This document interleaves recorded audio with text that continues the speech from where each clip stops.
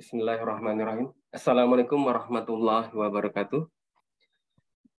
Alhamdulillahirabbil alamin. Wassalatu wassalamu ala asrofil anbiya'i wa mursalin wa ala alihi wa sahbihi ajmain, amma ba'du. Segala puji bagi Allah, Tuhan seluruh alam. Semoga salawat dan keselamatan tercurahkan selalu pada Nabi dan Rasul termulia kita, Muhammad SAW, beserta keluarganya dan para sahabatnya.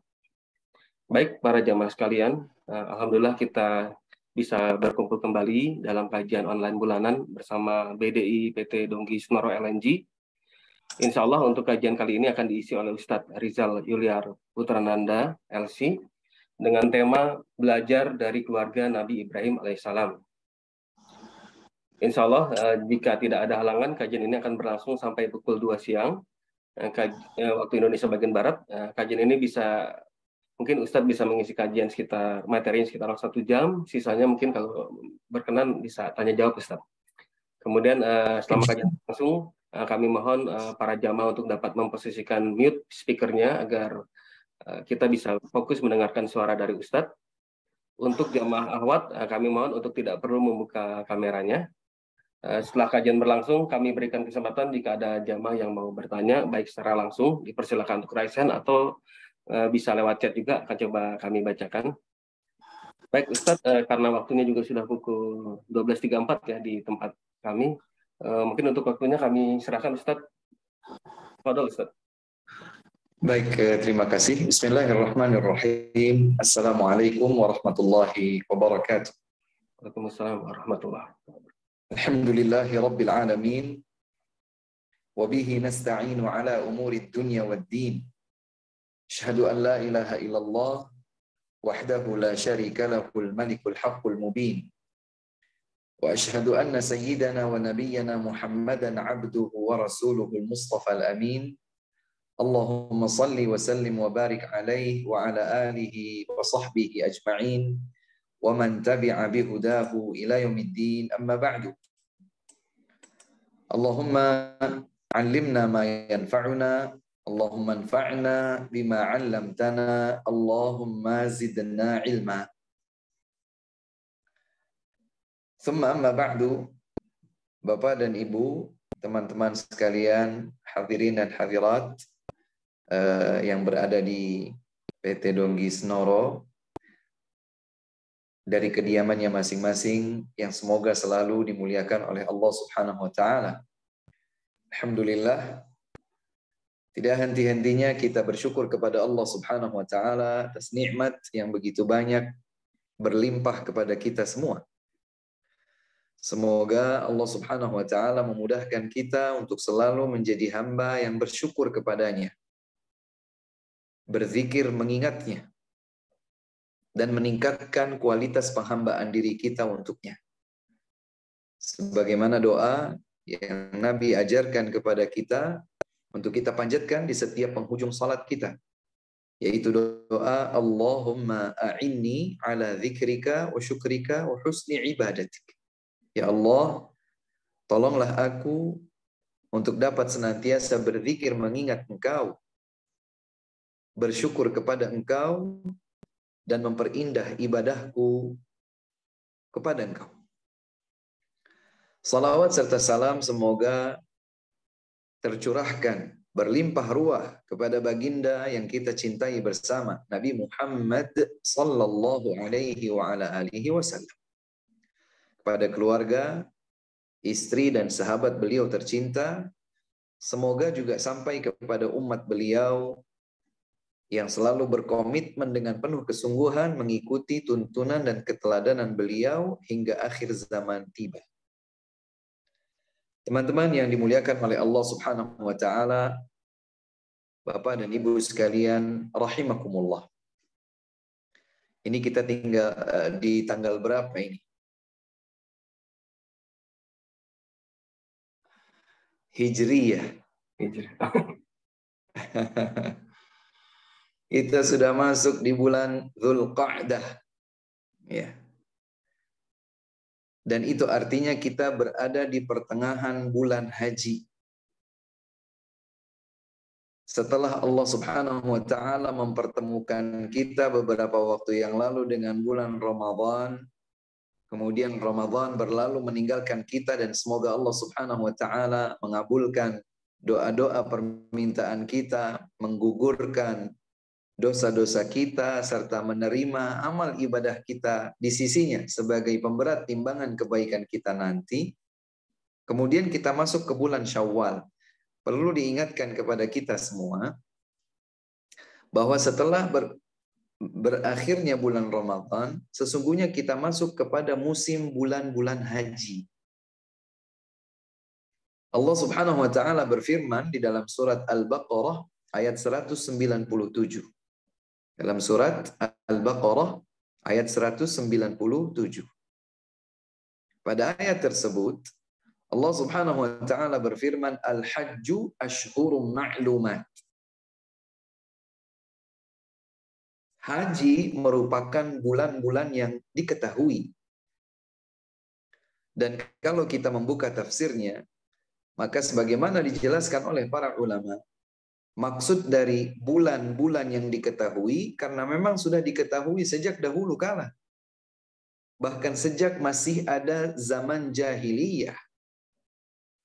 Bulan haji itu ada 3, bulan Syawal, bulan Dzulqa'dah, dan separuh yang pertama dari bulan Dzulhijjah. Syawal sudah lewat nih. Kemudian kita masuk di bulan Dzulhijjah. Biasanya begitu cepat waktu berlalu, tiba-tiba kita berkata, ternyata sekarang sudah Idul Adha ya. Iya. Idul Adha itu sudah hampir berakhirnya bulan-bulan haji. Tanggal 10 Dzulhijjah. Sementara pelaksanaan haji itu berakhir dengan berakhirnya ayyamut tasyriq. Hari-hari tasyriq yaitu 11, 12, 13 Dzulhijjah selesai. Oleh sebab itu, kalau kita berpindah dari bulan Ramadan, musim kebaikan yang spektakuler, kemudian kita beranjak kepada bulan haji, yang ternyata memanjang waktunya Syawal, Dzulqa'dah, dan separuh pertama Dzulhijjah, di dalam agama kita yang mulia, agama Islam yang sempurna, setiap kali kita mengenang haji, setiap kali kita mengkaji dan membahas tentang haji, maka pasti kita akan terhubung dengan napaktilas sejarah perjalanan kehidupan Nabi yang mulia, Nabi Agung Ibrahim alaihissalam.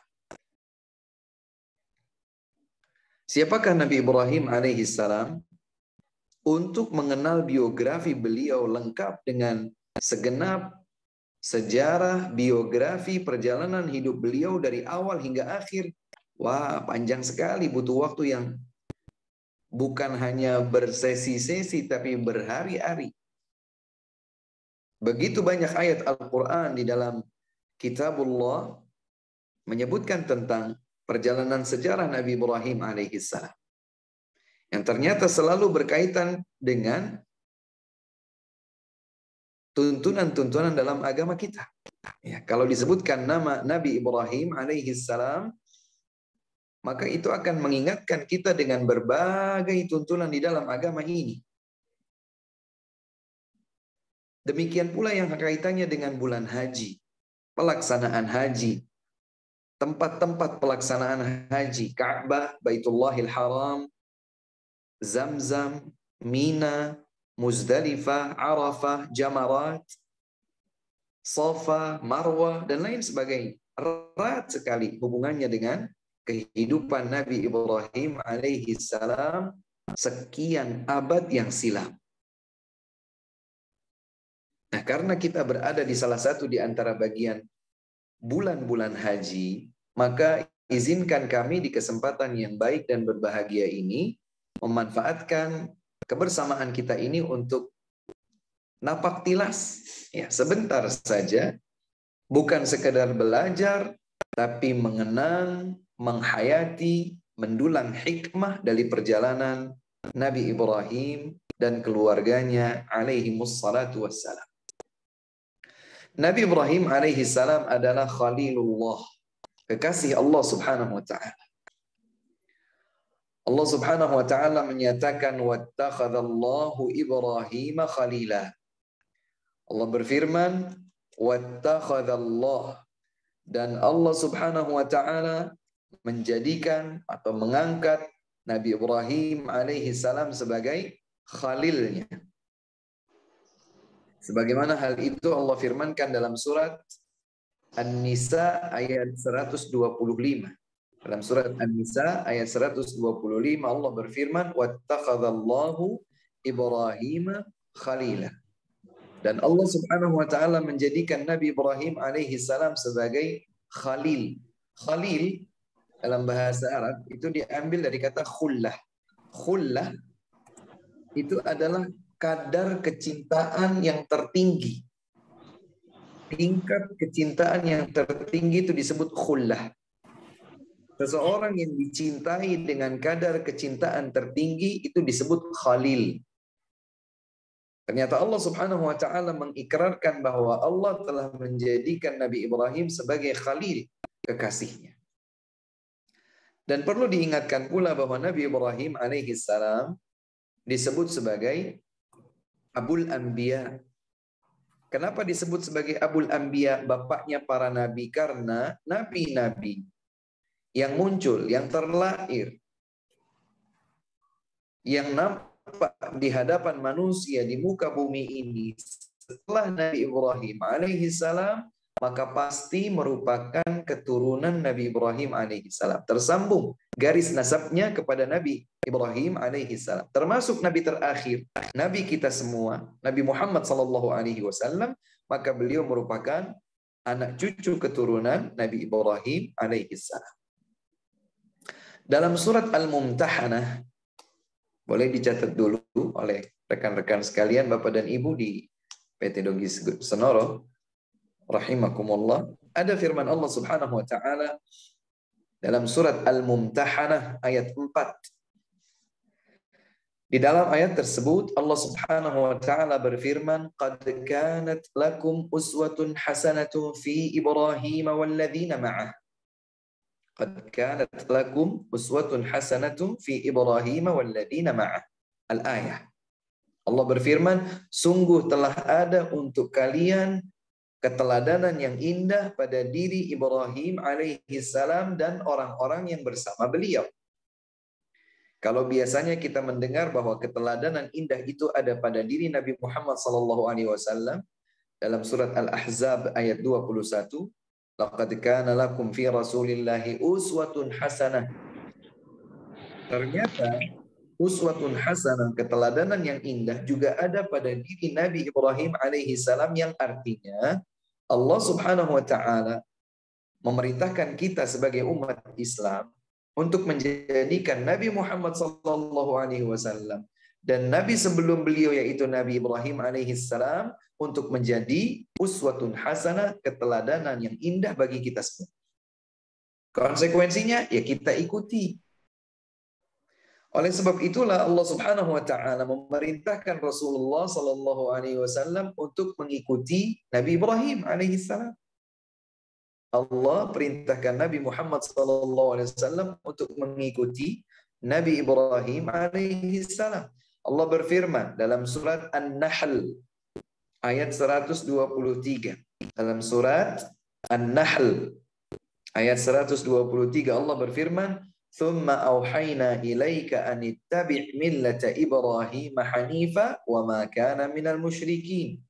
Selanjutnya kami mewahyukan kepada engkau wahai Muhammad agar engkau mengikuti agama Nabi Ibrahim yang lurus dan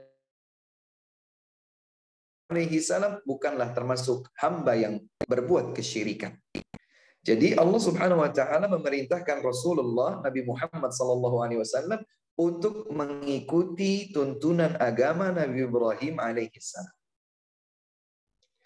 Karenanya itulah kita pun diperintahkan untuk mengikuti Nabi Ibrahim alaihi salam. Allah berfirman dalam surat Ali Imran ayat 95. Ini ayat-ayat yang kami sebutkan nanti menjadi rangkaian yang luar biasa tentang keistimewaan Nabi Ibrahim alaihi salam dalam perspektif agama kita yang mulia. Dalam ayat 95 surat Ali Imran, Allah Subhanahu wa taala berfirman, "Qul sadaqallah Fattabi'u millata Ibrahim hanifan wa ma kana minal musyrikin. Katakanlah, Allah Subhanahu wa taala yang Maha benar. Shadaqallah. Fattabi'u millata Ibrahim hanifan, maka ikutilah oleh kalian agama Nabi Ibrahim alaihi salam yang lurus. Wa ma kana minal musyrikin, karena dia bukanlah bagian dari kaum musyrikin. Jadi Allah perintahkan Nabi Muhammad SAW untuk menjadikan Nabi Ibrahim sebagai panutan. Ternyata Allah Subhanahu wa taala juga perintahkan kita semua untuk menjadikan Nabi Ibrahim sebagai panutan, untuk mengikuti tuntunan agama Nabi Ibrahim alaihi salam. Perlu kami ingatkan kepada semuanya bahwa bukan hanya kaum muslimin yang bangga dan menjadikan Nabi Ibrahim alaihi salam sebagai panutan. Bahkan kaum Yahudi, kaum Nasara, mereka tidak memiliki celaan kepada Nabi Ibrahim alaihi salam. Subhanallah. Di saat nabi-nabi yang lain tidak selamat dari cacian mereka, baik dalam kisah-kisah, kemudian terselubung hal-hal yang mencacati kredibilitas para nabi dan rasul, diyakini bahwa misalnya Nabi Isa adalah anak zina, atau diyakini bahwa Nabi Dawud alaihi salam pernah melakukan ini dan itu, Nabi Sulaiman melakukan ini dan itu, dan seterusnya, tapi mereka tidak memberikan celah kepada Nabi Ibrahim alaihi salam. Karenanya kaum Yahudi, kaum Nasara sangat membanggakan Nabi Ibrahim alaihi salam. Namun demikian Allah Subhanahu wa taala berfirman. Boleh ditulis, ini penting. Dalam surat Ali Imran ayat 67. Kalau tadi dalam surat Ali Imran ayat 95, maka lihatlah pada ayat 67. Allah Subhanahu wa taala berfirman, "Ma kana Ibrahim yahudiyyan wala nasraniyyan walakin kana hanifan musliman wa ma kana minal musyrikin." Nabi Ibrahim alaihi salam bukan seorang Yahudi, bukan seorang Nasrani, akan tetapi beliau adalah seorang Muslim yang hanif, jauh dari kesyirikan. Wa ma kana minal musyrikin, dan tidaklah Nabi Ibrahim alaihi salam pernah menjadi bagian dari kaum musyrikin, tidak. Oleh sebab itu, yang akan kita ikuti, yang akan kita kaji perjalanan hidupnya cara ringkas saja, adalah seorang nabi yang luar biasa, Khalilullah, bapaknya para nabi, Abul Anbiya, yang bahkan oleh Allah Subhanahu wa taala Nabi Muhammad SAW dan kita semua diperintahkan untuk mengikuti beliau dan mengambil keteladanan indah darinya. Tadi ya, dalam surat Al-Mumtahanah ayat 4, "Qad kanat lakum fi Ibrahim uswatun hasanatun fi Ibrahim walladzina ma'ah." Sungguh telah ada untuk kalian keteladanan yang indah pada diri Nabi Ibrahim alaihi salam dan orang-orang yang bersama dengan beliau. Teman-teman sekalian yang dimuliakan oleh Allah Subhanahu wa taala, kalau kita berbicara tentang sejarah Nabi Ibrahim dan keluarganya alaihi wassalam, maka akan sangat panjang ya. Panjang sekali. Banyak sekali ayat-ayat Al-Quran yang menjelaskan tentang Nabi Ibrahim alaihi salam.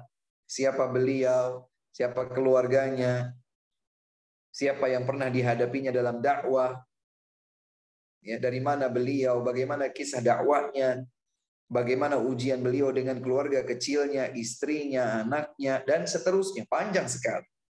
Maka di kesempatan yang berbahagia ini, saya akan mengingatkan kita bersama, menyegarkan ingatan kita bersama pada bagian-bagian tertentu yang berkaitan dengan haji, sebagaimana tadi disebutkan di muka. Kita berada di bulan haji, dan kalau kita telaah dengan baik segenap tuntunan ibadah haji atau ibadah-ibadah lain bagi kita selaku kaum muslimin pasti terhubung dengan Nabi Ibrahim alaihi salam dan keluarga kecilnya, termasuk penyembelihan kurban pada Idul Adha mendatang. Baik, rekan-rekan sekalian yang dimuliakan oleh Allah Subhanahu wa taala. Saya awali kisah singkat tentang beliau Nabi Ibrahim alaihissalam adalah bahwa beliau dilahirkan di sebuah wilayah bernama Babil dalam bahasa Arab. Dalam bahasa Latinnya disebut Babilonia. Sebuah wilayah yang tercatat dalam sejarah panjang, bahkan sebelum Masehi sekalipun. Ya, ribuan tahun sebelum Masehi, berabad-abad lamanya. Kota Babilonia ini mencatat sejarah. Nabi Ibrahim alaihissalam dilahirkan di Babilonia, di sebuah keluarga kecil, yang ternyata Babilonia merupakan kerajaan para penyembah kesyirikan benda-benda di bumi. Patung, batu, kayu yang dipahat, dan lain-lain. Ya. Namun Allah Subhanahu wa taala menganugerahkan kepada pemuda, yaitu Ibrahim alaihissalam, di masa mudanya kecenderungan untuk menjauh dari kesyirikan, dekat kepada tauhid, keesaan Allah Subhanahu wa taala, dan inilah yang disebut dengan Hanif. Hanif itu artinya adalah dekat kepada keesaan Allah, jauh membelok dari kesyirikan kepada Allah Subhanahu wa taala.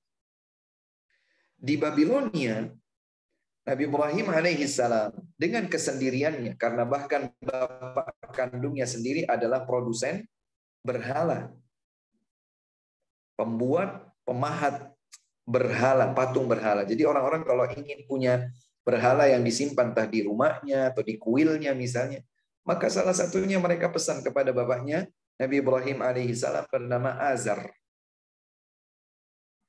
Maka Nabi Ibrahim alaihissalam dimusuhi oleh seluruh rakyat Babilonia, termasuk oleh ayahandanya sendiri, dan ini diabadikan di dalam Al-Quran. Kemudian, insya Allah kita masih ingat ya, tatkala patung-patung dihancurkan, tersisa patung yang besar, kemudian dikalungkan atau ditempelkan ya, digantungkan kampak di patung besar tersebut, terjadi geger besar ya, pecah isu. Kemudian mereka menyeret Nabi Ibrahim alaihissalam untuk mempertanggungjawabkannya, sampai kemudian rajanya yang bernama Namrud waktu itu, dia meminta Nabi Ibrahim alaihissalam untuk dibakar sebagai hukuman terhadap penolakan keberadaan patung-patung berhala di Babilonia. Maka berkumpullah seluruh warga Babilonia, berbondong-bondong mengumpulkan ikatan-ikatan kayu bakar. Tidak terkecuali orang yang sudah tua, orang yang sedang sakit, orang yang masih hamil, ibu-ibu hamil, semuanya ikut. Tidak setuju, ya, tidak berkenan dengan tauhid yang diajarkan oleh Nabi Ibrahim alaihissalam, mereka tetap berada di atas kesyirikan. Maka Nabi Ibrahim alaihissalam menghadapi itu semua sendirian. Ditumpukanlah kayu bakar berikat-ikat begitu banyak sampai menjulang seperti layaknya gunung tinggi. Dari mana diketahui ketinggiannya? Karena bahkan sampai Nabi Ibrahim alaihissalam untuk dilemparkan ke kubangan kayu bakar atau api di kayu bakar tersebut harus dilempar dengan manjanik, dengan ketepel besar. Ketepel ya seperti pohon ya, ditarik begitu, kemudian dilemparkan Nabi Ibrahim ke atas julangan gunungan kayu bakar itu. Beliau dilucuti pakaiannya sampai telanjang, kemudian diikat, dibelenggu tangannya. Maka dalam kondisi seperti itu beliau berkata, hasbiyallah wa ni'mal wakil. Cukuplah Allah Subhanahu wa taala bagiku dan dialah sebaik-baik tempat bergantung. Kemudian dilemparkan ke api yang menyala-nyala, dan Allah Subhanahu wa taala berfirman menampakkan mukjizatnya kepada Nabi Ibrahim, ya naru uni bardaw wa salaman ala Ibrahim. Wahai api, jadilah engkau dingin dan keselamatan bagi Nabi Ibrahim alaihissalam. Subhanallah, bukannya menjadi hangus terbakar, tapi justru selamat. Disitulah banyak orang tercengang dan mulai terkaget. Mereka mulai berpikir, jangan-jangan Ibrahim alaihi salam benar sebagai utusan Allah Subhanahu wa taala, nabi yang mengajak manusia kembali kepada Allah Subhanahu wa taala dalam tauhid. Sampai kemudian terjadi dialog. Ya, dialog. Namrud ingin mempermalukan Nabi Ibrahim alaihi salam di hadapan halayak ramai, maka dibentuklah dialog, dikondisikan. Kemudian ditanya, siapa Tuhanmu? Maka Nabi Ibrahim alaihi salam berkata, Rabbi alladhi yuhyi wa yumiit. Rabbku adalah yang menghidupkan dan mematikan. Kemudian Namrud berkata, ana uhyi wa umiit. Aku juga bisa kalau sekedar menghidupkan dan mematikan. Ternyata maksudnya Namrud menghidupkan dan mematikan itu, dia meminta kepada prajuritnya untuk mengeluarkan 2 tawanan dari penjaranya yang sudah divonis mati. Kemudian yang satu dilepaskan dari ancaman kematian, silakan kau berjalan, kau bebas. Itu artinya menghidupkan. Adapun mematikan, dia minta kepada Al-Gojong untuk menebas leher tawanan ini, kemudian mati. Kata Namrud, aku juga bisa kalau menghidupkan dan mematikan. Subhanallah. Ternyata bukan itu tentu saja yang dimaksud oleh Nabi Ibrahim alaihi salam. Tapi ternyata entah dangkalnya nalar Namrud, ataukah memang dia sombong dan tidak bisa membuktikan bahwa dirinya sebagai Tuhan kecuali dengan akalan-akalan pendek. Maka Nabi Ibrahim alaihi salam berkata, fa inna Allah ya'ti bisyamsi minal masyriq fa'ti biha minal maghrib fabuhita alladhi kafar. Wahai Namrud, kalau kau Tuhan seperti Tuhanku, Tuhanku itu bisa menerbitkan matahari dari timur. Jika kau juga Tuhan seperti Tuhanku, maka terbitkanlah mentari dari barat. Seperti itu, ternyata Nabi Ibrahim alaihi salam bisa membungkam 1000 bahasa Namrud ini. Buhita alladhi kafar. Namrud pun diam dengan kekufurannya. Mungkin kita bertanya-tanya, kenapa Namrud tidak membalikkan pertanyaan ini kepada Nabi Ibrahim alaihi salam? Ayo coba kamu saja wahai Ibrahim misalnya. Kalau memang Tuhanmu betul-betul Tuhan, penguasa jagat raya ini, coba Tuhanmu, sebagaimana dia mampu menerbitkan mentari dari timur, coba dia terbitkan dari barat. Kenapa Namrud tidak berkata demikian? Kata para ulama, karena bisa saja ketika tantangan itu diajukan kepada Nabi Ibrahim alaihi salam dan Nabi Ibrahim berdoa kepada Allah sehingga Allah menerbitkan matahari dari barat, maka sudah tidak lagi tersisa nama baik dan reputasi Namrud di hadapan seluruh rakyatnya. Kenapa? Karena baru saja belum lama Nabi Ibrahim alaihi salam selamat dari ancaman pembakaran, selamat, tidak tersentuh sedikit pun celaka di dalam peristiwa tersebut. Maka semua orang termasuk Namrud sudah mulai memperhitungkan, jangan-jangan Ibrahim ini benar.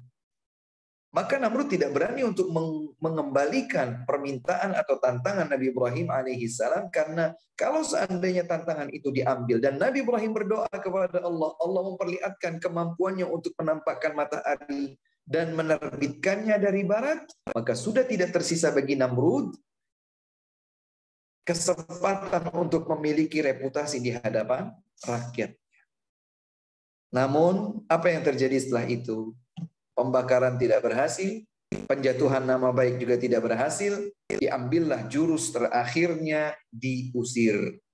Maka Namrud mengusir Nabi Ibrahim alaihi salam. Maka keluarlah Nabi Ibrahim dari Babilonia di Irak menuju Harran, yaitu negeri Syam. Ya, sekarang perbatasan Suriah. Dan selepas Nabi Ibrahim alaihi salam diusir, Allah Subhanahu wa taala ingin membinasakan Namrud dengan kondisi terhina.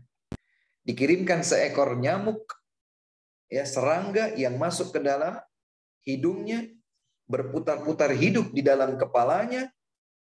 Ada sebagian sejarawan yang menyebutkan bahkan sampai 300 tahun sepanjang Namrud menjadi raja. Sepanjang itu pula dia disiksa oleh Allah Subhanahu wa taala dengan berputar-putarnya seekor nyamuk atau serangga di dalam kepalanya, bersarang di dalam kepalanya. Sehingga dia bertingkah seperti layaknya orang gila. Dia bentur-benturkan kepalanya, minta pada orang untuk menampar-nampar dia, pukul-pukul dia. Semakin baik adalah semakin orang yang memukulkan sekencang-kencangnya kepalanya karena ketika dipukul dia merasakan nyaman. Allah hinakan dia di dunia sebelum Allah siksa dia di akhirat. Beralih kepada perjalanan berikutnya karena ini penting. Di Harran, ternyata Nabi Ibrahim alaihi salam melanjutkan dakwahnya sebagai utusan Allah Subhanahu wa taala dan mendapatkan kondisi kaum musyrikin yang berbeda. Kalau di Babilonia adalah orang-orang musyrikin penyembah benda-benda bumi, kalau di Harran maka beliau mendapatkan kaum musyrikin penyembah benda-benda langit, bulan, bintang, matahari dan semisalnya. Berdakwah. Ya. Kemudian pada perjalanan dakwahnya beliau menuju Mesir. Ya, yang apa namanya? Bisa ditempuh dengan perjalanan. Maka beliau pun melakukan perjalanan ke Mesir setelah menikahi seorang wanita salihah dan cantik jelita bernama Sarah di Harran. Harran adalah kampung halaman Sarah, seorang wanita cantik jelita salihah yang dinikahi oleh Nabi Ibrahim alaihi salam. Di Mesir, ternyata raja penguasanya adalah raja yang lalim sekaligus mata keranjang, yang tidak bisa sabar, tidak bisa menahan diri kalau mendengar informasi atau melihat sendiri ada wanita yang cantik, kecuali akan dijadikan selir olehnya. Maka dia menawan Sarah dan membiarkan Nabi Ibrahim alaihi salam hidup. Pada saat ditawan, maka Sarah alaihi salam berdoa kepada Allah Subhanahu wa taala untuk minta diselamatkan. Ketika berdoa, ini raja tidak tahan melihat kecantikan Sarah, dia betul-betul sudah dikuasai oleh syahwatnya. Dia pengen sekali menggauli Sarah. Sampai kemudian dia tercekik ke arah atas. Kemudian dia sadar bahwa ini disebabkan yang dilakukan oleh Sarah. Dia berdoa, maka dia panggil, wahai Sarah, doakan kepada yang kau minta saat ini agar ia melepaskan cekikan di leherku. Sarah berdoa lagi dan subhanallah langsung dilepaskan saat itu juga oleh Allah Subhanahu wa taala. Ya. Ini bukan sulap, bukan sihir. Karena kesalihan Sarah alaihissalam, Allah Subhanahu wa taala mengabulkan doanya spontan saat itu juga. Minta diselamatkan dari raja zalim ini. Alhamdulillah. Diselamatkan oleh Allah Subhanahu wa taala dengan dibelenggu leher. Setelah terlepas, raja ini terkuasai lagi oleh syahwatnya, tidak tahan melihat kecantikan Sarah alaihissalam. Maka buru-buru dia ingin menggauli lagi Sarah, ini kan orang kita. Ingin menjadikannya sebagai selirnya. Lagi-lagi Sarah berdoa sampai kemudian ia tercekik lagi ke arah atas. Kedua kalinya dan lebih kencang dari sebelumnya. Terulang sampai ketiga kalinya Sarah berdoa untuk dilepaskan, terlepaskan, kemudian dia ingin mendekat lagi kepada Sarah. Sarah berdoa lagi, tercekik lagi yang ketiga kalinya sampai raja itu berkata, Sarah, doakan agar aku terlepas dan aku tidak akan ganggu engkau sama sekali. Ketiga kalinya terlepas, kemudian dia berteriak meminta kepada pengawalnya untuk melepaskan Sarah. Kalian tidak menghadirkan wanita cantik, kalian menghadirkan setan, katanya. Dia bikin alibi untuk menutupi apa yang terjadi, konyol yang terjadi pada dirinya di hadapan Sarah, tidak bisa menyentuh sedikit pun Sarah. Kalian datangkan orang gila, katanya, atau datangkan syaitan ini ke sini, bukan wanita cantik. Fa'akhdamaha Hajar. Maka tidak hanya melepaskan Sarah, ternyata raja ini menghadiahkan Hajar, seorang wanita, sebagai pelayan Sarah. Maka pulanglah Sarah bersama Hajar pelayannya atau pembantunya, bertemu kembali dengan Nabi Ibrahim alaihissalam, suaminya. Dari sinilah perjalanan keluarga kecil Nabi Ibrahim alaihissalam berawal. Beberapa waktu berlalu sampai kemudian Nabi Ibrahim alaihi salam di usianya 80 tahun belum juga memiliki anak keturunan dari Sarah. Maka Sarah berkata kepada suaminya, "Wahai suamiku Nabi Ibrahim, jadikanlah Hajar pembantuku ini, pelayanku ini sebagai istrimu." Beliau kasihan melihat Nabi Ibrahim, suami yang sangat dia cintai, begitu mengharapkan keturunan, tapi Sarah tidak juga hamil. Sampai usia Nabi Ibrahim lebih dari 80 tahun. Maka kemudian Nabi Ibrahim alaihi salam menikahi Hajar, dan kemudian Hajar hamil. Hamil Nabi Ismail alaihi salam. Dari situlah mulai kecemburuan Hajar yang mendatangkan hikmah Allah subhanahu wa ta'ala sangat besar berkaitan dengan agama kita. Atas kecemburuan itulah akhirnya Nabi Ibrahim alaihi salam mendapatkan wahyu dari Allah subhanahu wa ta'ala dengan hikmahnya untuk membawa Hajar ke tempat yang lain. Mana tempat tersebut? Tempat itu adalah sebuah dataran rendah, sebuah lembah yang gersang yang sekarang kita kenal bernama Mekah. Berjalan dari Syam, dari Palestina, dari Harran berbatasan dengan Suriah. Negeri yang indah, yang subur, yang makmur. Kemudian melewati padang pasir, padang pasir sampai mereka di sebuah lembah. Maka Allah subhanahu wa ta'ala memerintahkan Nabi Ibrahim alaihi salam untuk meninggalkan istrinya Hajar bersama anak yang ditunggu-tunggu lebih dari 80 tahun. Jadi setelah menikah dengan Hajar, hamil, terlahirlah Ismail kecil, baru digendong, baru punya anak, baru berbahagia. Masih dalam susuan.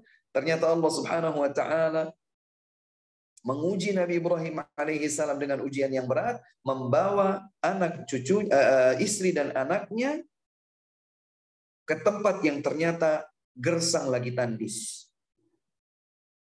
Sesampainya di lembah tersebut, Nabi Ibrahim alaihi salam menurunkan istrinya Hajar, menurunkan anak kecilnya yang selama ini dinanti-nantinya, masih dalam susuan, masih dibuai dalam gendongan, turun sembari memberikan dua bekal. Yang satu kantung isinya makanan, kurma atau semisalnya, yang satu lagi kantung berisi air. Sisa dari perjalanan mereka dari Syam, dari negeri Suriah sampai ke Makkah. Ditinggalkan dua kantong tersebut, kemudian Nabi Ibrahim pamit pulang. Hajar pada awalnya kaget, maka beliau mengikuti dari belakang. "Wahai suamiku Ibrahim, apakah engkau akan meninggalkan kami berdua di sini, di tempat yang tidak ada seorang pun, bahkan tidak ada tumbuh-tumbuhan sedikit pun, tidak air, tidak hewan, tidak tumbuhan, tidak orang, tidak ada apa-apa, gersang tandus." Jadi bukan berpisah kemudian ditempatkan di villa, di cottage, di resort misalnya, tidak. Di lembah yang gersang lagi tandus. Dulu disebut Bakkah. Disebut Bakkah. Maka Hajar bertanya, "Wahai suamiku, apakah engkau akan tinggalkan kami di tempat seperti ini?" Nabi Ibrahim alaihi salam tidak bergeming sedikit. Beliau lanjutkan lagi perjalanan menuju arah kembali ke tempat sebelumnya mereka mengawali perjalanan. Kemudian ditanyakan yang kedua kalinya, "Wahai suamiku Ibrahim, apakah engkau akan meninggalkan kami di tempat seperti ini, yang tidak ada seorang sama sekali, tidak ada kehidupan sama sekali, tidak ada apa-apa. La insala wala syai." Tidak ada orang, tidak ada sama sekali apapun. Tidak pohon, tidak air, tidak orang. Dua kali ditanyakan, Nabi Ibrahim alaihi salam masih tidak bergeming. Sampai kemudian Hajar tersadar.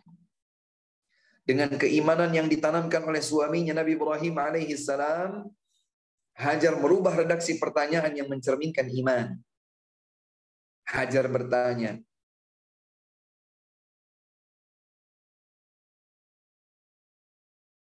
"Allahu amaraka bihadza?" Apakah Allah subhanahu wa ta'ala yang memerintahkan engkau untuk melakukan ini?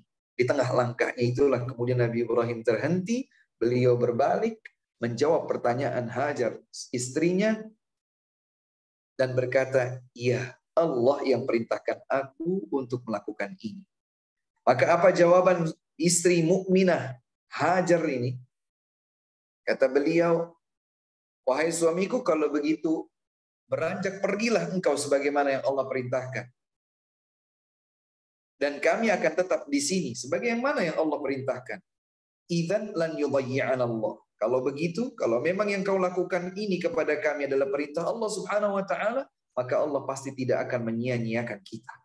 Iman, tawakal kepada Allah Subhanahu wa taala. Ketika seseorang itu sedang menjalankan perintah Allah, ada kesulitan di sana, namun dia bersabar dan yakin bahwa Allah Subhanahu wa taala yang memerintahkan, pasti Allah Subhanahu wa taala tidak akan menyia-nyiakan. Nabi Ibrahim alaihi salam berlalu pergi.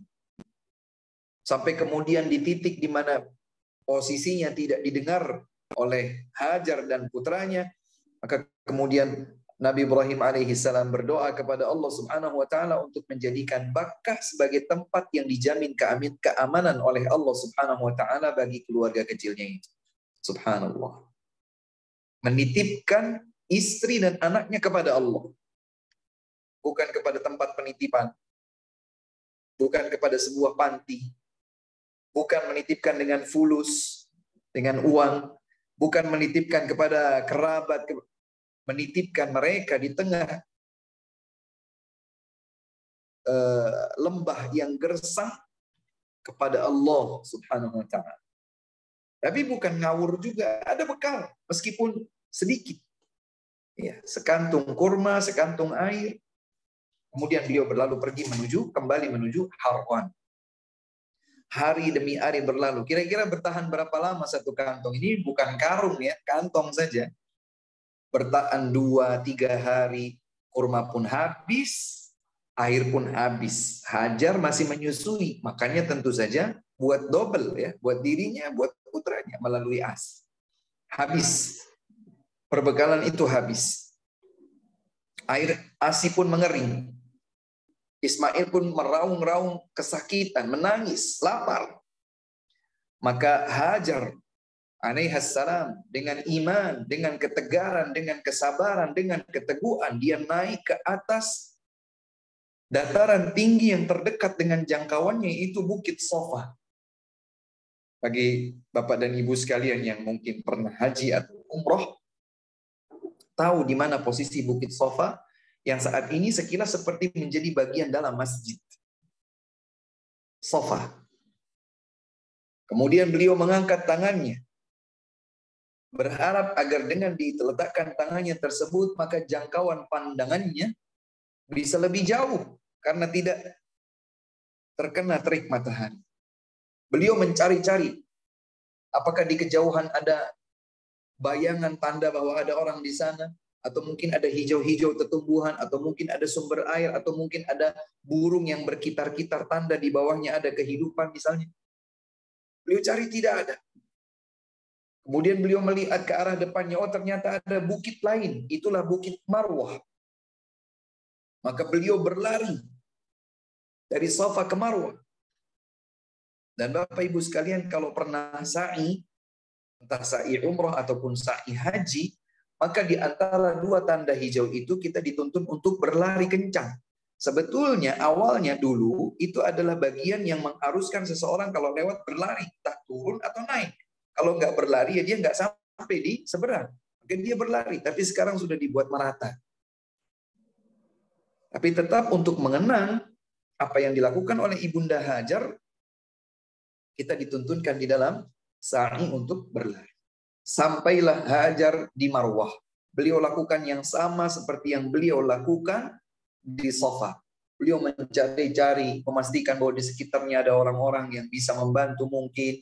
Ada kitaran burung mungkin, ada sumber air, ada hijau-hijau rerumputan atau tumbuhan mungkin. Belum juga beliau dapat. Putus asa? Tidak. Belajarlah dari keluarga Nabi Ibrahim alaihissalam yang punya tawakal tinggi. Seakan-akan mustahil dalam hitungan matematis manusia. Tapi tidak putus asa, kalau memang itu perintah Allah, Allah pasti tidak akan menyia-nyiakannya.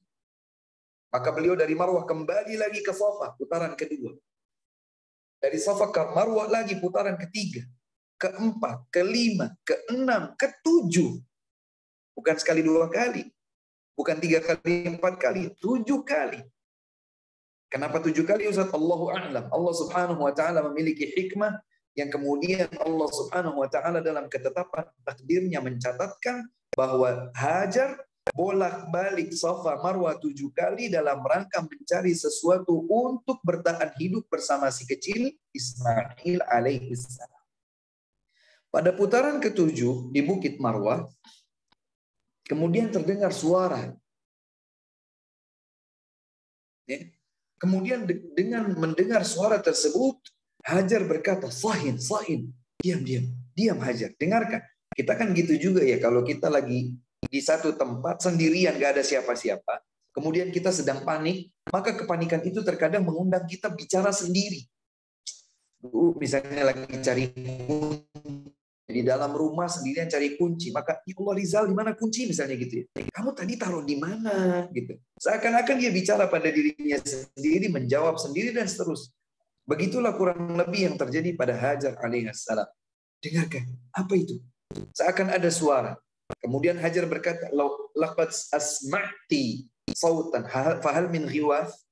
Kau sudah berhasil memperdengarkan suara kepada. Apakah engkau lebih seperti itu? Sampai kemudian malaikat Jibril alaihissalam terlihat oleh Hajar dan Hajar berkata, "Apakah engkau bisa memberikan pertolongan?" Maka kemudian malaikat Jibril alaihissalam yang diperintahkan oleh Allah subhanahu wa ta'ala, beliau menekankan ya, atau memukulkan sayap atau tumit kakinya, sehingga dari yang ditekan atau dipukulkan tersebut muncullah air. Itulah Zam-Zam. Melihat ada air keluar begitu deras, maka mengumpulkan ya, seakan menghimpun airnya, jangan sampai berluber kemudian tidak bisa diminum, dihimpun sama beliau. Makanya kata baginda sallallahu alaihi wasallam, perjuangan Hajar dari Safa ke Marwah bolak-balik 7 kali, kata Nabi, itulah sa'i yang kalian lakukan hari ini. Kemudian mengomentari apa yang dilakukan oleh Hajar alaihissalam ketika menghimpun air, Nabi bersabda, "Rahimallahu umma Ismail, law tarakatha lakanat ma'ina." Semoga Allah mengasihi Ummu Ismail, yaitu Hajar. Sekiranya beliau membiarkannya, maka air tersebut akan menjadi sumber yang sangat besar. Mungkin jadi sungai, mungkin jadi apa. Tapi kalau kemudian Zam-Zam itu jadi sungai atau jadi danau, ya berarti bukan jadi Mekah seperti sekarang ini. Allah subhanahu wa ta'ala memiliki hikmah yang sangat dalam, yang barangkali tidak bisa dijangkau oleh nalar manusia.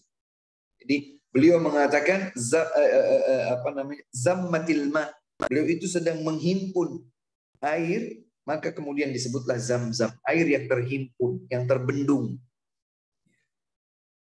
Maka dengan air Zam-Zam itulah Nabi Ismail kecil bersama ibundanya Hajar alaihi wassalam bisa bertahan hidup, sampai kemudian datanglah suku Jurhum, kabilah asli Arab dari negeri Yaman, bernama kabilah Jurhum.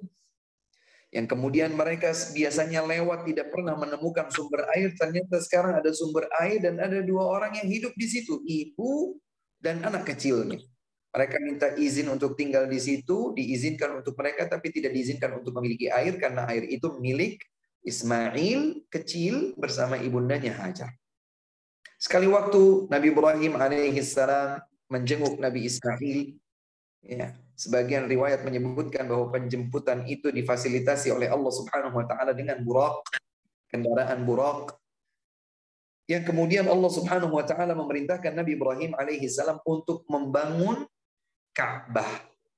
Allah berfirman, "Wa idz ibtala Ibrahim rabbuhu bikalimatin fa'atammahu wa idz yarfa'u Ibrahimul qawa'ida minal baiti wa Ismail rabbana taqabbal minna innaka antas samiul 'alim." Ingatlah engkau Tatkala Nabi Ibrahim alaihissalam bersama putranya membangun pondasi menjadi Ka'bah.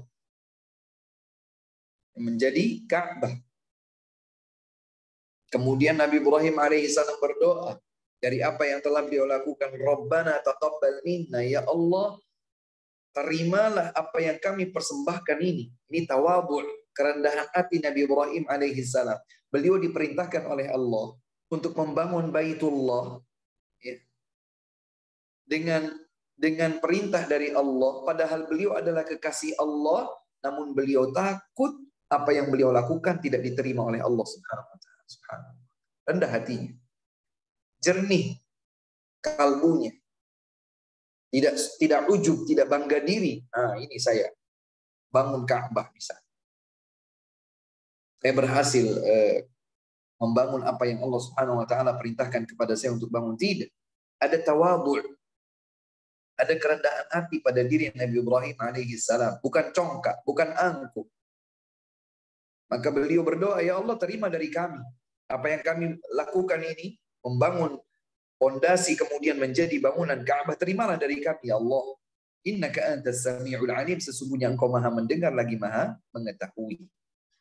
Maka kemudian jadilah Ka'bah. Kemudian Nabi Ibrahim alaihissalam diperintahkan oleh Allah Subhanahu wa taala sebagaimana di dalam Al-Qur'an disebutkan pada surat Al-Hajj ayat 27, wa adzin fin nasi bil hajji ya'tuka rijalan wa 'ala kulli dhamiri ya'tina min kulli fajjin 'amiq, dan seterusnya. Dan kumandangkanlah wahai Ibrahim, Allah berfirman, dan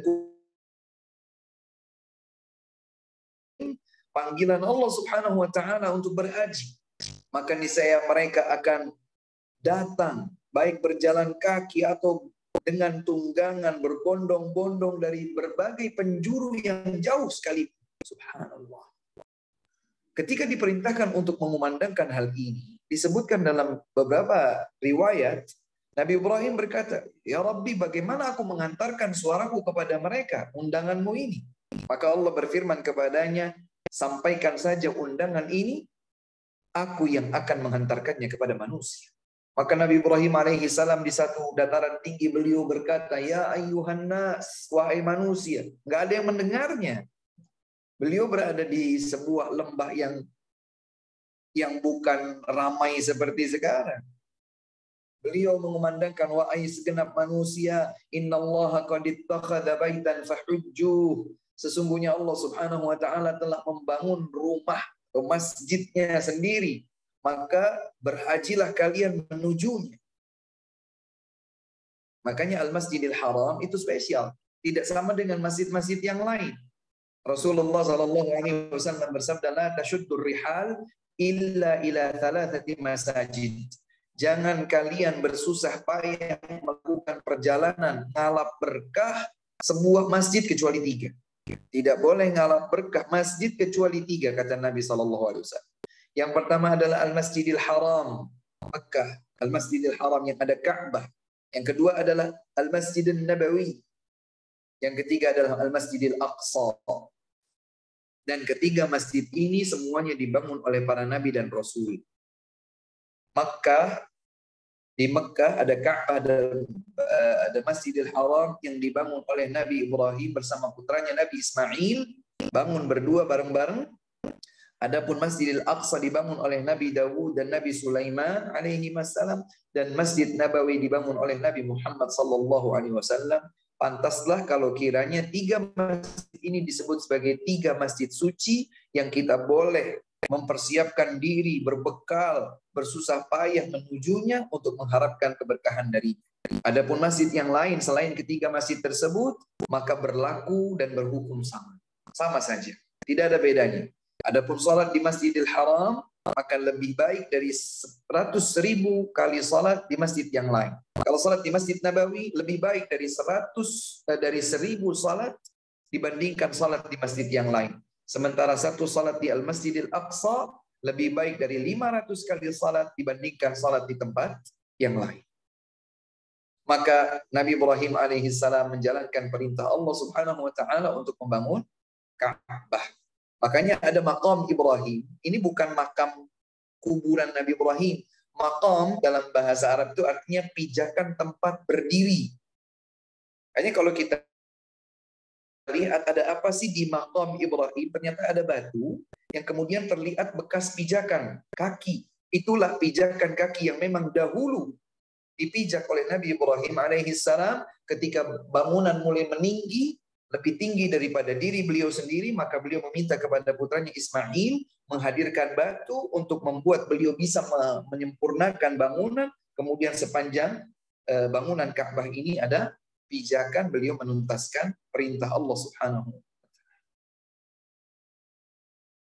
Kemudian Nabi Ibrahim alaihissalam diperintahkan untuk tawaf dan seterusnya. Watahhir baiti lit-ta'ifina wal-'akifina war-ruk'is sujud. Sucikan rumahku untuk mereka yang tawaf, untuk mereka yang beriktikaf, dan mereka yang rukuk. Ya. Ini semua mengingatkan, jadi tawaf, sa'i pada umrah dan haji yang kita lakukan ini berhubungan dengan kisah sejarah Nabi Ibrahim alaihissalam bersama keluarga kecilnya. Sampai kemudian Nabi Ibrahim alaihissalam diperintahkan untuk berhaji, maka beliau pun berhaji. Ya, ada tempat Mina, ada Muzdalifah, ada Arafah, ada Jamarat. Ya, dan pada kisah Jamarat, sesungguhnya Nabi Ibrahim alaihissalam menjalankan sebuah perintah Allah Subhanahu wa taala. Di perjalanannya beliau digoda oleh syaitan. Entah apa yang digodakan, maka Nabi Ibrahim alaihissalam mengambil 7 kerikil sambil mengucapkan takbir Allahu Akbar, Allahu Akbar, Allahu Akbar, dilontar 7 kali. Hilang godaan syaitan tersebut. Kemudian Nabi Ibrahim alaihissalam berjalan kembali. Ya, di titik yang kedua ternyata syaitan ini kembali menggodanya lagi. Dilontar lagi oleh Nabi Ibrahim alaihissalam 7 kali. Dengan bertakbir Allahu Akbar, Allahu Akbar, Allahu Akbar. Sampai ketiga kali. Subhanallah, dari situlah kemudian terabadi ibadah haji kaum muslimin untuk melontar jamarat sebanyak 3 kali sebagaimana dahulu Nabi Ibrahim alaihissalam melakukannya. Ada yang mengatakan bahwa godaan tersebut adalah godaan Islam diperintahkan untuk menyembelih Nabi Ismail putra kecilnya, dan tentu saja siapa orang yang tidak bersedih ketika diperintahkan oleh Allah Subhanahu wa taala untuk membunuh, menyembelih putranya sendiri. 80 tahun lebih baru punya anak, nunggu lama. Begitu terlahir ternyata dipisah oleh Allah untuk tinggal di lembah yang tandus. Begitu selesai membangun Ka'bah, kemudian diperintahkan oleh Allah Subhanahu wa taala untuk menyembelihnya. Subhanallah, Hajar ibunda Nabi Ismail alaihissalam juga berhasil menanamkan tauhid dan iman kepada putra kecilnya Ismail. Maka di dalam surat Sad disebutkan ayat 100 dan seterusnya. Nabi Ibrahim alaihissalam berkata, "Ya bunayya, inni ara fil manami anni azbahuka fanzur madza tara." Nah, ayah dapatkan wahyu melalui mimpi bahwa ayah menyembelihmu. Apa pendapatmu, nak? Qala ya abati fa'al ma tu'maru satajiduni insyaallahu minas sabirin. Ayah, lakukan saja apa yang diperintahkan oleh Allah kepada ayah. Ayah akan mendapatkan aku insyaallah termasuk orang-orang yang sabar. Subhanallah. Maka keduanya pun menyerahkan diri kepada Allah Subhanahu wa taala. Dan tatkala pisau sudah sampai di pelipis ya untuk diayunkan, disembelih,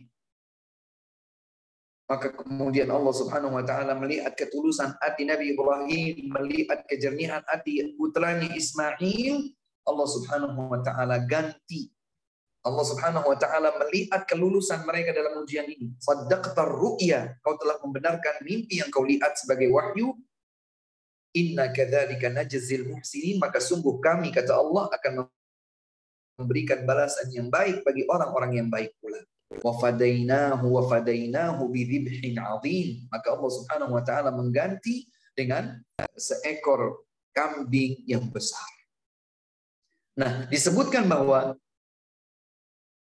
sebab melontarnya atau godaan syaitan itu adalah tatkala Nabi Ibrahim alaihissalam akan menjalankan perintah menyembelih Ismail, maka dilontar 7 kali dengan Allahu Akbar.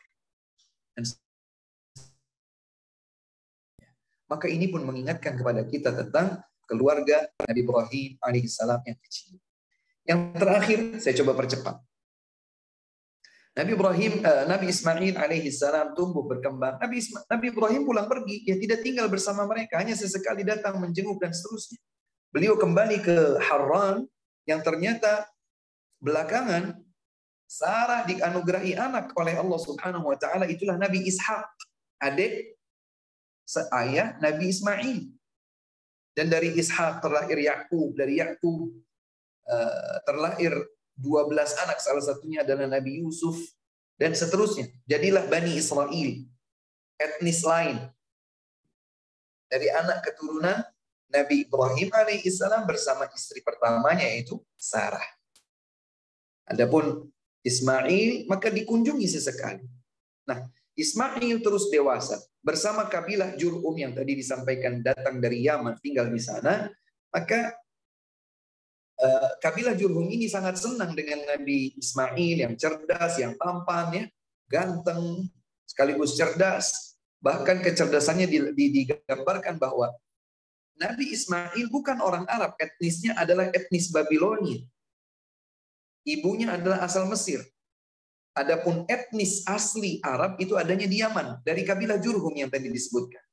Ternyata Nabi Ismail alaihissalam yang cerdas itu belajar bahasa Arab lebih fasih, melebihi orang-orang Jurhum itu sendiri. Sehingga mereka ingin sekali menikahkan putri-putri mereka kepada Ismail. Sampai kemudian akhirnya Nabi Ismail alaihissalam menikah dengan seorang wanita.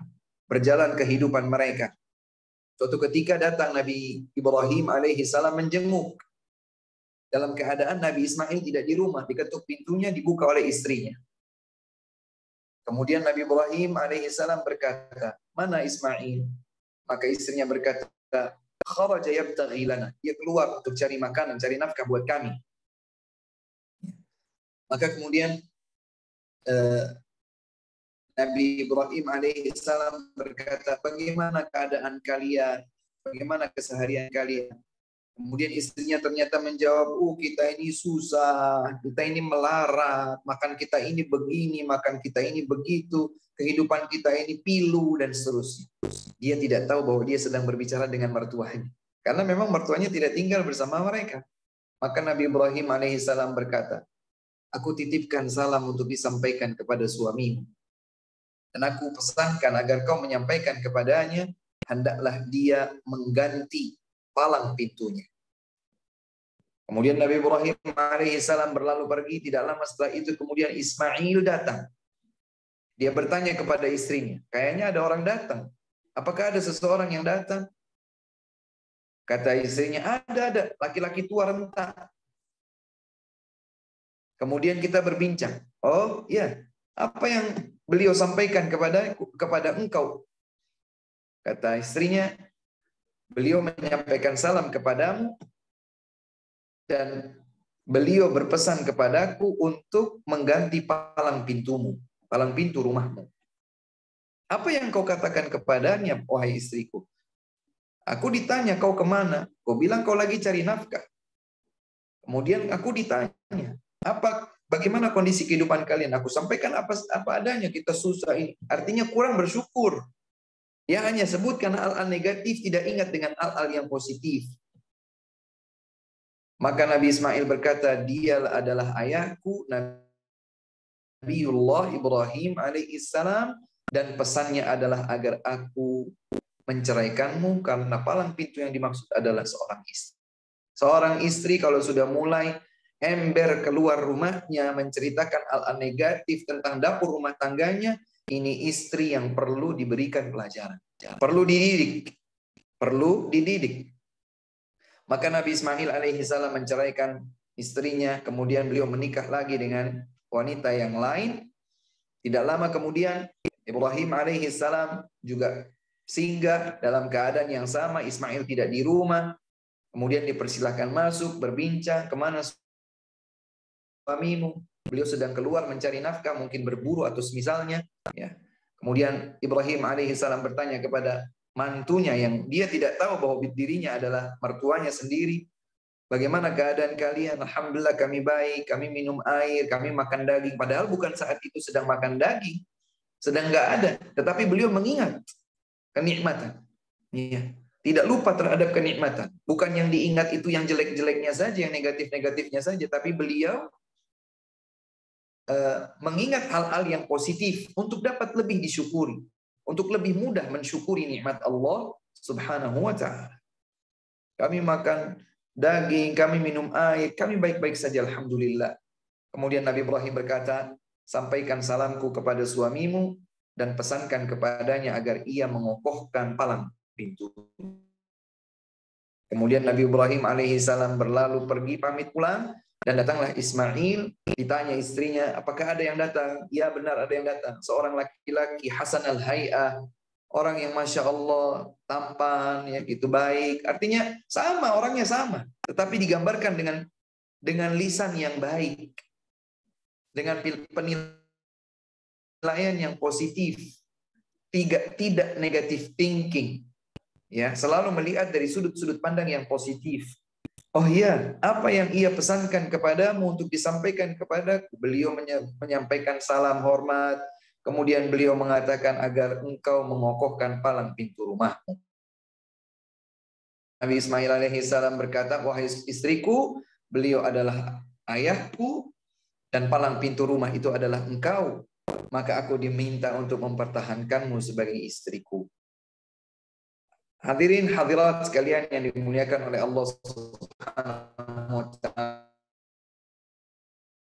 yang bisa kita ambil dari kisah perjalanan hidup Nabi Ibrahim alaihissalam bersama keluarga kecilnya. Iman, cerminan bagaimana bergantung kepada Allah, berkeluh kesah kepada Allah, mengembalikan semua urusan kepada Allah, lebih mudah bersyukur kepada Allah Subhanahu wa ta'ala, ya, mengedepankan perintah-perintah Allah dan tidak langsung berpikir selalu resiko-resiko atau pengorbanan perasaan dan seterusnya. Inilah Nabi Ibrahim alaihissalam yang oleh Allah Subhanahu wa ta'ala kita semua, mulai dari Nabi Muhammad SAW dan kita semua sebagai umatnya diperintahkan untuk mengambil keteladanan indah pada diri Nabi Ibrahim alaihissalam. Tentu masih banyak sekali yang bisa kita petik ya dari kisah perjalanan hidup Nabi Ibrahim alaihissalam bersama keluarga kecilnya. Namun yang sedikit tadi disampaikan semoga berkaitan dengan beberapa hal pelaksanaan ibadah haji yang bermanfaat bagi kita. Wallahu taala a'lam. Sallallahu wasallam wa baraka ala nabiyina Muhammad wa ala alihi washabbihi ajma'in. Demikian saja yang kami sampaikan. Sebelum ditutup, bila ada pertanyaan kami persilahkan. Baik Ustadz, syukron jazakallahu khair atas materinya Ustadz. Kita beri kesempatan kepada jamaah yang ingin bertanya. Kalau ada yang mau bertanya secara langsung, dipersilahkan untuk raise hand. Atau bila ada yang melalui chat, silahkan.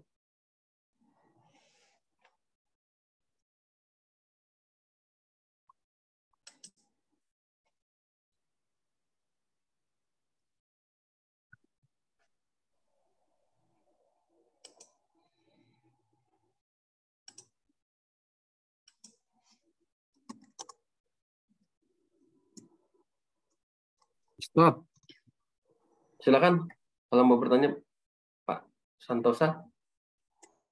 Ya, jadi dari pemaparan yang boleh bisa saya tangkap berarti memang untuk mengokohkan keluarga itu yang utama dan terutama ya, tanpa mengecualikan peran yang lain, bahwa suami yang memang sifatnya harus memberikan segalanya untuk keluarganya ya.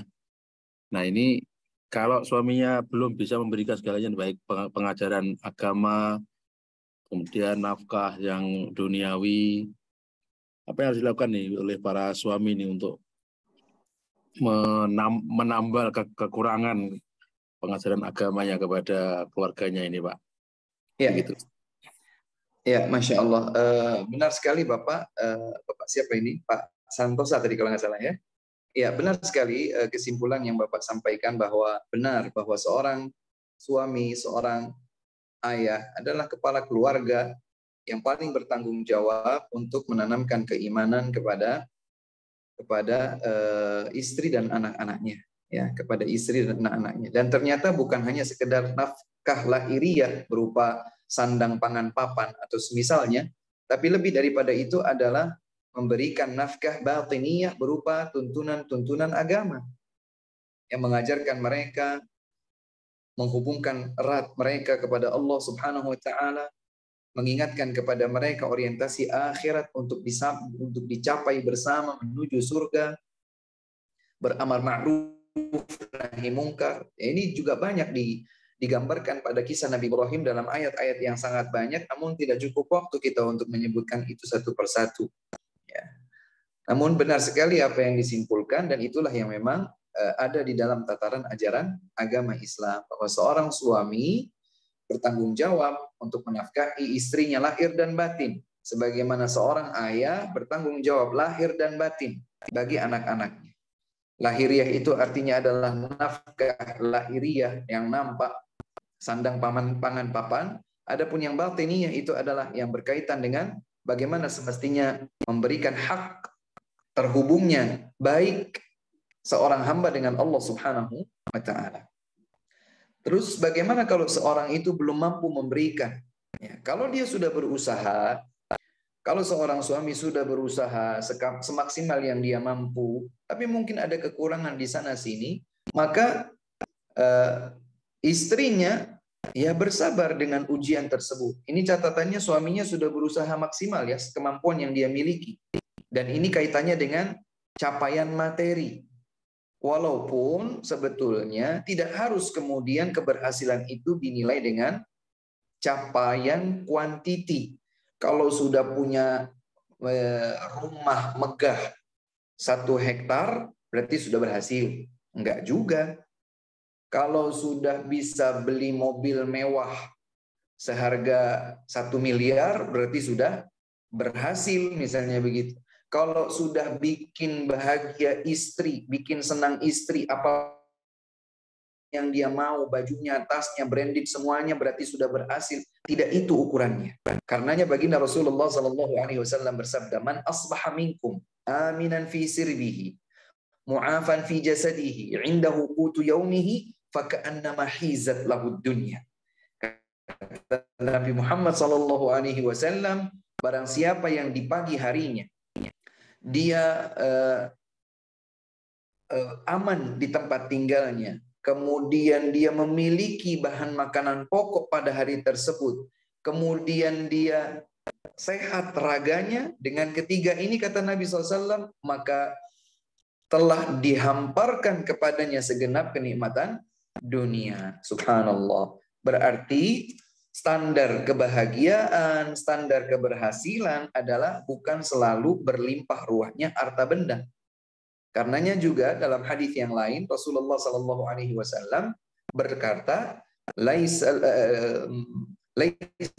ghina an kathratin arad, innamal ghina ghina nafs. Dan Nabi SAW, bukanlah kekayaan yang sejati itu dengan berlimpah ruahnya harta benda. Kekayaan sejati itu adalah kekayaan yang ada di dalam jiwa. Subhanallah. Jadi kalau ada jiwa yang kaya, yang selalu bersyukur kepada Allah atas nikmat, yang selalu bersabar atas ujian, maka itulah hakikat kekayaan pada diri seorang hamba. Jadi kembali pertanyaan tadi, kalau seseorang sudah berupaya semaksimal mungkin dia memberikan nafkah lahir batinnya, namun mungkin ada kekurangan di sana sini, maka itulah ujian baginya, ujian bagi keluarganya untuk sabar, tetap bersyukur. Masih banyak orang yang lebih di bawah dari mereka dan seterusnya. Tapi tidak harus keberhasilan itu diukur dengan banyaknya atau kuantiti capaian materi harta. Karena ketika seseorang dengan keterbatasan secara lahiriah yang nampak, namun dia menjadi hamba yang selalu taat kepada Allah, syukur atas setiap nikmat, sabar atas setiap ujian, punya semangat menjadikan orientasi kebahagiaannya adalah surga di akhirat, maka dia telah mendapatkan kebahagiaan lahir dan batin, dunia dan akhirat. Demikian wallahu taala.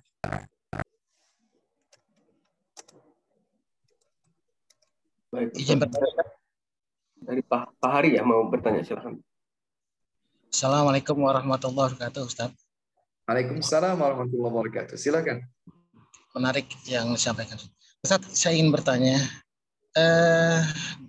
di Palestina itu ada Masjid Ibrahim yang di sana ditempatkan ada makam Nabi Ibrahim beserta istri-istrinya dengan beberapa nabi-nabi juga yang ada di sana, Ustadz. Nah, sementara di sana juga dibangunkan sebuah sinagog, tempat ibadah Yahudi gitu, Ustadz ya. Nah, pertanyaan saya itu adalah tanah itu yang dijadikan sekarang sebagai Masjid Ibrahim dengan makam-makam para nabi dan istrinya Nabi Ibrahim itu, apakah itu milik Nabi Ibrahim atau siapa itu yang membangunkan di sana? Dan yang kedua, Ustadz, pertanyaan saya adalah di daerah Syam itu ya, di daerah Yordania atau di Palestina sendiri itu banyak makam ataupun makom nabi-nabi maupun sahabat-sahabat Rasulullah yang kita tahu kalau sebetulnya secara syar'i kan makam itu tidak boleh dibangunkan sesuatu bangunan, tapi kenyataannya di sana dibangunkan suatu bangunan-bangunan yang mewah ya, di marmer, kemudian dibuat yang besar dengan bangunan yang mewah, bahkan ada masjid-masjidnya, sama seperti halnya tadi Masjid Nabi Ibrahim yang ada di Hebron tadi. Mohon penjelasannya Ustaz. Jazakumullah khairan katsira. Wa jazakumullahu khairan. Ya, ada hadis Nabi sallallahu alaihi wasallam, beliau bersabda, yudfanul anbiya'u haitsu mat. Para nabi itu dimakamkan di tempat di mana mereka wafat. Dimakamkan di mana mereka wafat. Namun perlu pembuktian yang real ya, bahwa setiap makam yang sekarang ini diklaim adalah makam para nabi adalah benar-benar valid, itu adalah tempat meninggal dunianya nabi tertentu. Apakah Nabi Ibrahim ataukah nabi-nabi yang lain? Adapun Nabi Muhammad SAW, maka beliau meninggal dunia dipersaksikan oleh para sahabat yang lain, dan persaksian itu valid adanya dengan disiplin ilmu periwayatan atau sanad, bahwa memang Nabi SAW meninggal dunia di rumah Aisyah atau di bilik Aisyah radhiyallahu anha, sehingga beliau dimakamkan di sana. Jadi hukum asalnya memang para nabi dan rasul itu dimakamkan di mana mereka meninggal dunia. Namun berbeda antara hadis ini dengan kenyataan yang mungkin diklaim oleh sebagian orang. Ini adalah makam Ibrahim alaihissalam dan lain sebagainya. Karena bisa jadi di tempat yang berbeda juga diklaim disitulah makam Nabi Ibrahim alaihissalam.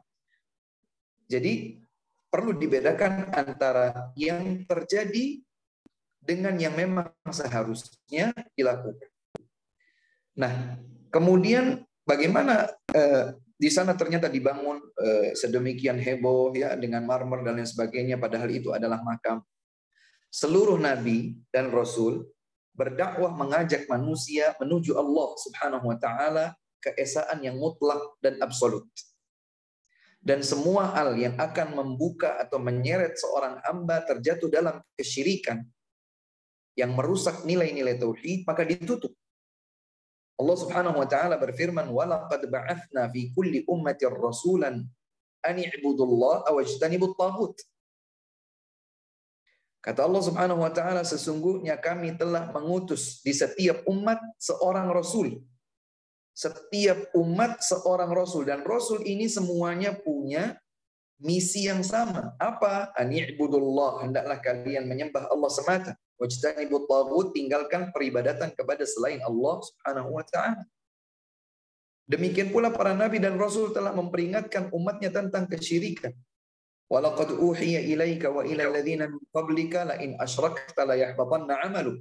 Telah diwahyukan kepada engkau wahai Muhammad sebagaimana telah diwahyukan kepada para nabi sebelum engkau. Kalau kau jatuh ke dalam kesyirikan, niscaya gugur semua amal. Jadi diwanti-wanti, diwaspadakan agar tidak jatuh ke dalam kesyirikan. Nah, oleh karena itu, setiap agama Nabi dan Rasul, baik agama Nabi Muhammad SAW ataupun agama-agama yang lain sebelum, semua Nabi bersepakat ya, dengan bimbingan wahyu dari Allah Subhanahu Wa Taala untuk mengajak manusia kepada tauhid dan menjauh dari kesyirikan. Walaupun pada hakikatnya ada di antara manusia yang tidak menyambut hidayah, ya, yang tidak mengindahkan tuntunan para nabi dan rasul. Tidak hanya Nabi Muhammad SAW bersama umatnya, begitu pula dengan nabi-nabi yang lain.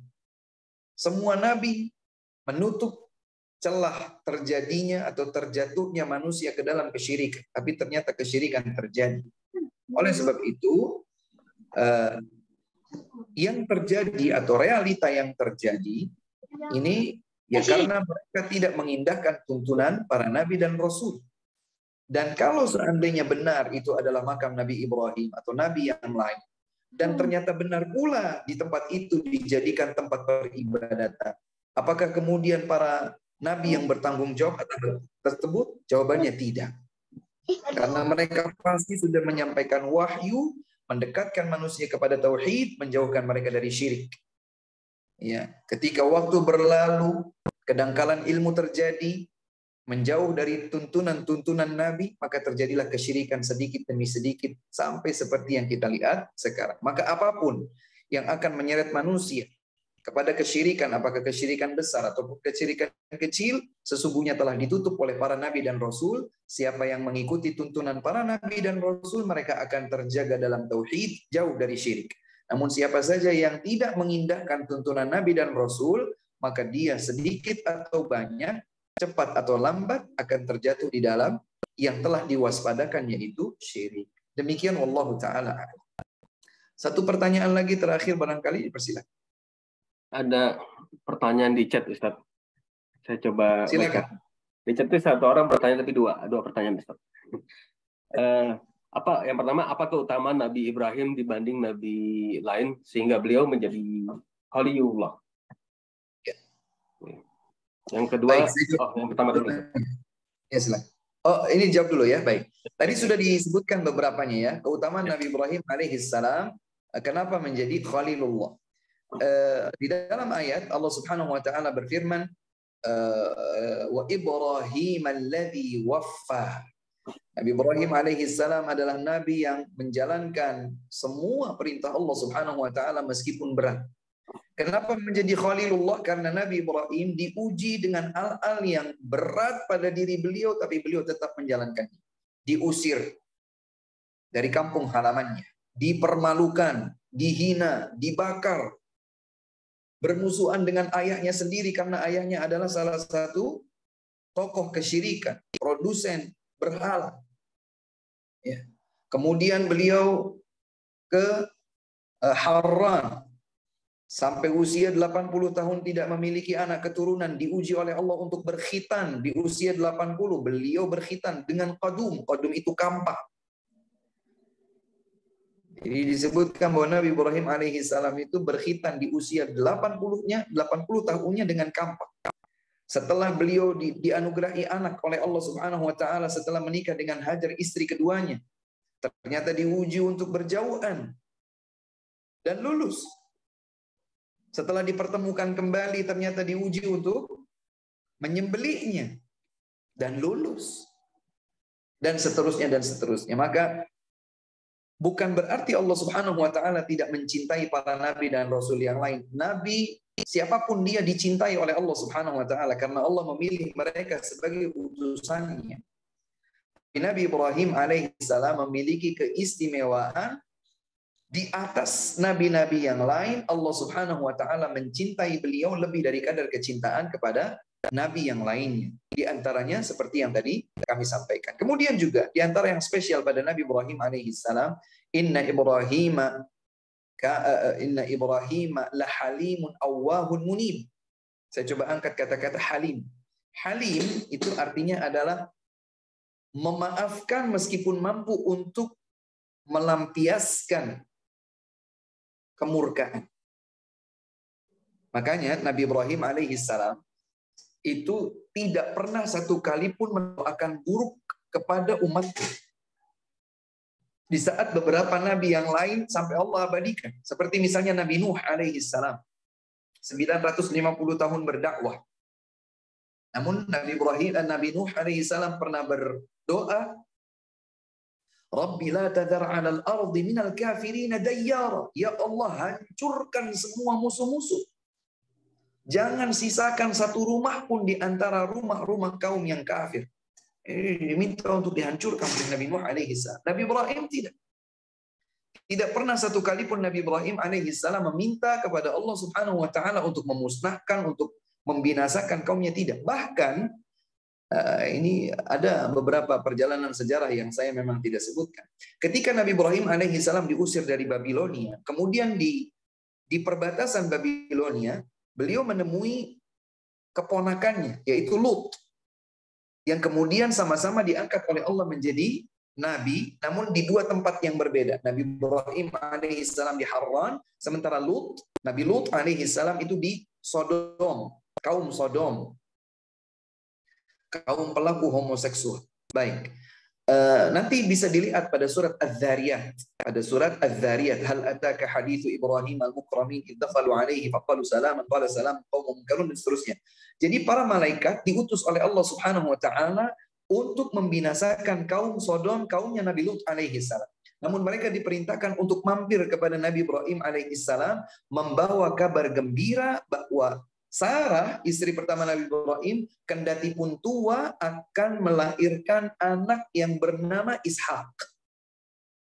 Nah, setelah Nabi Ibrahim mengetahui bahwa malaikat yang berwujud manusia ini adalah para malaikat yang diminta oleh Allah untuk membinasakan atau mengantarkan azab kepada kaum Nabi Lut, maka Nabi Ibrahim alaihissalam meminta agar tidak dibinasakan sementara di sana masih ada Lut. Yujadiluna fi qaumi Lut. Jadi Nabi Ibrahim alaihissalam seakan menegosiasi gitu ya. Jangan dong gitu ya. Kalau bahasa lepas kita, jangan dong. Ini menunjukkan bahwa Nabi Ibrahim halim. Beliau pemaaf. Inilah pula yang kemudian menjadi salah satu di antara keistimewaan Nabi Ibrahim, sehingga Allah Subhanahu wa taala mengangkatnya sebagai kekasih Allah Subhanahu wa taala. Wallahu a'lam bissawab. Satu lagi yang terakhir, semoga bisa ringkas saya menjawab. Baik, Ustaz. Kemudian menurut Ustaz, praktek badal haji yang kami titipkan kepada seseorang di Saudi, amankah atau sebaiknya keluarga sendiri yang menghajikan, Ustaz? Iya. Yang terbaik memang tentu saja kalau badal haji itu dilakukan oleh orang yang terdekat, yang mengetahui ya. Dianya sendiri sudah haji, kemudian misalnya saya sudah haji, alhamdulillah. Kemudian saya ingin membadal hajikan ibu saya yang sudah meninggal dunia, atau bapak saya yang sudah meninggal dunia. Ini tentu saja afdal. Afdal dari dua sisi. Yang pertama adalah kita insya Allah akan berusaha seamanah mungkin menjalankan badal tersebut, sehingga pelaksanaan ibadah hajinya kita upayakan semaksimal mungkin. Yang kedua, ada nilai bakti kita kepada orang tua atau kepada kerabat atau siapa begitu ya. Jadi ada nilai plus kalau kita lakukan sendiri sebagai anggota keluarga. Namun kalau kita juga belum mampu misalnya begitu ya, maka atau kondisi yang lain, maka boleh kita badalkan kepada orang-orang yang amanah, kepada orang-orang yang amanah. Mohon maaf saya sampaikan kata-kata amanah. Saya memang pilih diksi ini karena sejak tahun 2000 yang silam, ketika kami masih menjadi mahasiswa, ada saja orang-orang yang rusak hatinya sehingga mereka menyalahgunakan fenomena ini. Jadi satu orang bisa membadalkan sampai hampir 30 orang yang dibadalkan. Ini tuntunan dari mana? Satu haji satu orang. Satu haji dilaksanakan untuk atas nama satu orang. Bukan kemudian sekali haji membadalkan 30 orang sekaligus. Kemudian sebagai lip sync-nya dia buatkan sertifikat telah dihajikan Fulan bin Fulan oleh saya bernama Fulan bin Fulan pada tanggal sekian dan seterusnya. Ini ada sindikat-sindikat yang memang tidak jujur, ya tidak amanah dalam hal ini. Oleh sebab itu, kalau mau dibadalkan kepada pihak yang lain, maka upayakanlah untuk mencari sumber yang amanah. Salah satu indikator yang bisa membantu kita adalah kalau biayanya murah, ini pantas untuk diwaspadai. Kenapa? Karena sampai pun orang lokal yang membadalkan, sebut saja orang yang tinggal di Mekah atau tinggal di Madinah, mereka punya mereka terikat dengan ketentuan untuk haji pun harus dapat kuota dan mendaftar di biro travel perjalanan lokal. Sementara itu juga berbiaya dan biayanya tidak murah. Sehingga kalau kemudian muncul ada badal yang ternyata murahnya sampai misalnya sampai tidak masuk akal begitu ya. ini pantas untuk diwaspadai. Walaupun bukan berarti juga kalau mahal pasti dijamin bagus gitu, enggak juga. Tapi maksud saya berusahalah untuk mencari yang paling amanah. Coba tanyakan kepada travel yang punya network dengan para mahasiswa yang amanah, ya. Mahasiswa yang mereka itu kalau mau naik haji juga harus dapat tasrih, surat izin dan lain sebagainya. Ini ada administrasi yang berjalan di situ. Jadi usahakan agar badal haji yang kita lakukan untuk orang-orang tercinta di antara kerabat kita, orang tua kita dan seterusnya adalah dari pihak yang aman. Demikian saja yang bisa disampaikan, kurang dan lebihnya kami mohon maaf. Senang sekali bisa berjumpa dengan Bapak dan Ibu sekalian di PT Dohki Sinaro. Semoga Allah Subhanahu wa taala menganugerahkan kepada kita ilmu yang bermanfaat, mengabulkan doa-doa kita, ya, mengampuni dosa-dosa kita, menganugerahkan kita istiqamah, dan semoga Allah Subhanahu wa taala mengumpulkan kita semua bersama orang-orang yang kita cintai dalam surga yang tertinggi Al-Firdaus Al-A'la. Allahumma amin. Wabillahi taufiq wal hidayah. Benar dan salah kami mohon maaf. Yang benar datang dari Allah Subhanahu wa taala, yang keliru adalah keterbatasan saya sebagai manusia. Semoga Allah mengampuni dosa-dosa kita semua. Kita akhiri dengan kafaratul majlis. Subhanakallahumma wa bihamdik asyhadu an la ilaha illa anta astaghfiruka wa atubu ilaik. Assalamualaikum warahmatullahi wabarakatuh. Waalaikumsalam warahmatullahi wabarakatuh. Ustaz, jazakallahu khair, Ustaz. Wa jazakumullahu khair.